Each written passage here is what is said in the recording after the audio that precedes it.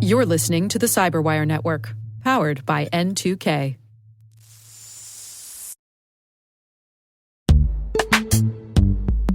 This episode is brought to you by Palo Alto Networks, the leader in cybersecurity.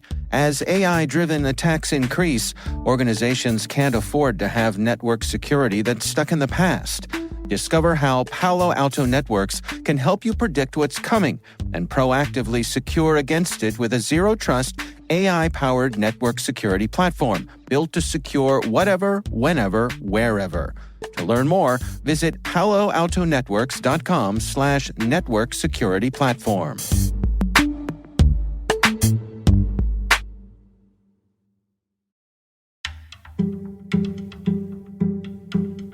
Hello, I am Andrew Maloney. I am the COO and co-founder of Query AI.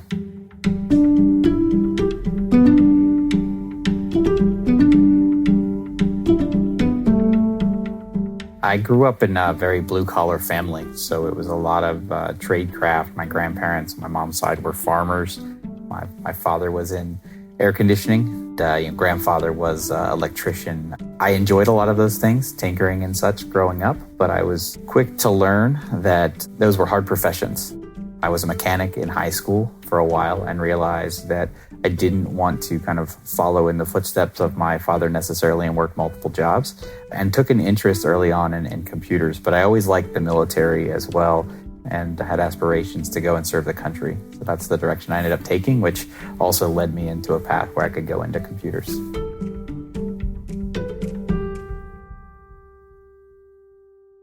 I enlisted at 17. I actually had to get a parental waiver. I was so young to go in, and I joined the Air Force.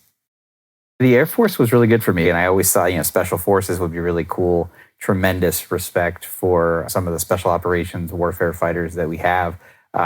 But thinking through that and talking to some of my family, what do you do when you get out? Is there a career after the service if you're trained in combat and outside of maybe being a mercenary?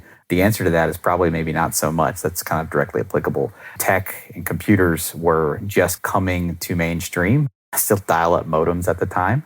So I went and I took what they call ASVAB, which is an aptitude standards test. And I scored pretty well in math and science, which was the two key areas of focus for a lot of these kind of tech fields. And I started actually with the Navy. And I wanted to put me into basically being a cryptographer. Sitting in a box and kind of decoding things all day long for the rest of my life doesn't sound all that exciting. So I walked into the Air Force recruiting office and showed them my ASVAB scores. There was a couple different courses around computers that were very appealing to me. So I ended up going into computer operations. That's really where it got started for me.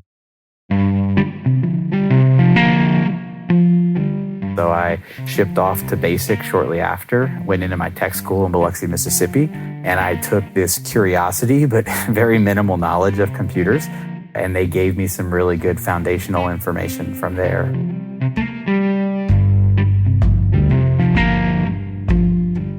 For me, the military was a good fit. Once I got into tech school, though, I really found myself thriving because I was very interested in the course material. I had built a really strong and collaborative group of friends that I was serving with. We were all kind of in it together to work through it and do the best we could. But it was a fantastic opportunity to, without being afforded the luxury to just go into kind of college and take education classes that would give you theoretical knowledge. It was very much a crash course and a deep dive directly into what it takes to really do the job, frankly, which helped me tremendously in my transition from the military into the civilian life.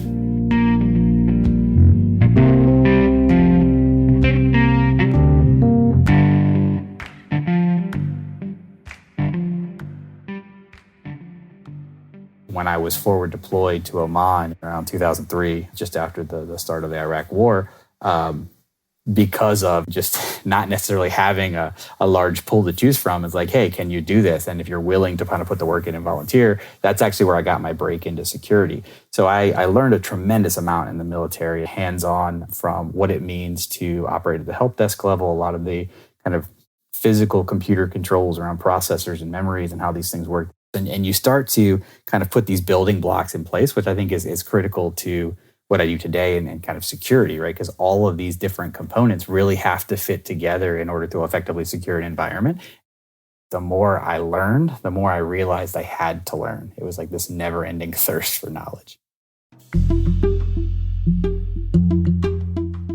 When I started to interview around and see what was out there, it was very clear to me that there was a tremendous amount of opportunity in the civilian sector doing kind of government contracting work in and around the DC area.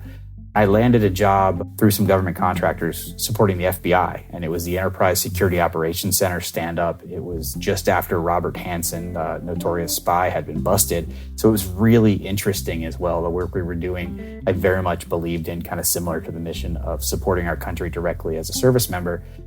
I still have to wear a technical hat looking at kind of the market demographics. What do our customers' needs? What are the problems that we need to be solving for? Oftentimes, and hopefully before the customers have even identified them or know what the solution is. Henry Ford said it best. I think if I ask people what they want, they would tell me a faster horse because they can't think far enough ahead necessarily to see the car. So I still wear the tech hat from that side, but I'm by no means hands-on keyboard anymore, actually implementing our solutions. But it's much more business process, operations, financials, and ensuring that we're putting the right strategy in place, aligning the right resources within the company, and ultimately driving my team to succeed.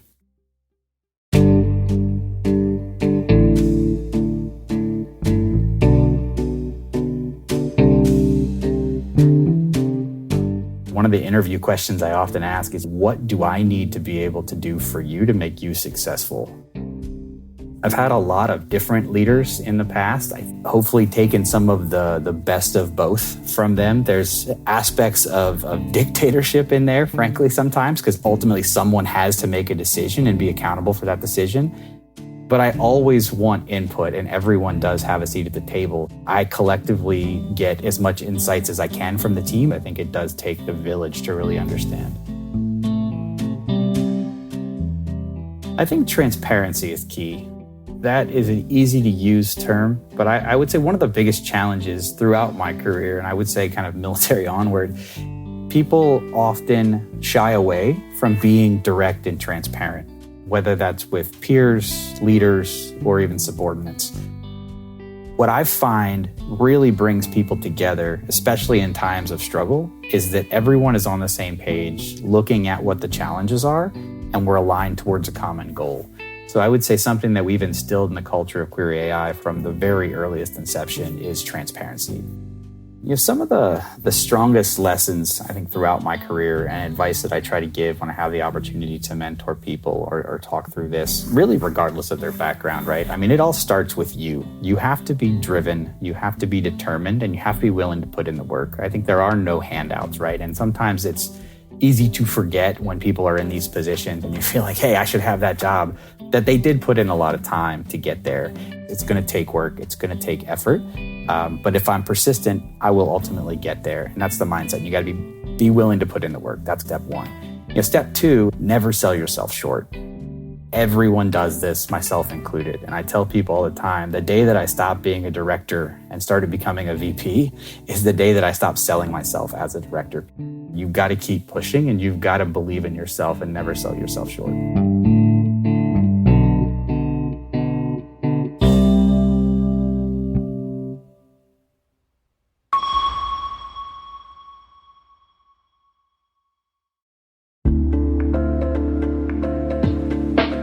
Hey everybody, I want to take a few minutes here and talk about our sponsor, Splunk.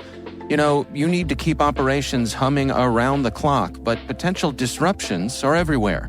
Splunk helps you predict problems and find and fix issues fast, so you can reduce risk and ditch downtime. The world's largest enterprises rely on Splunk's unified security and observability platform to become more efficient, resilient, and innovative.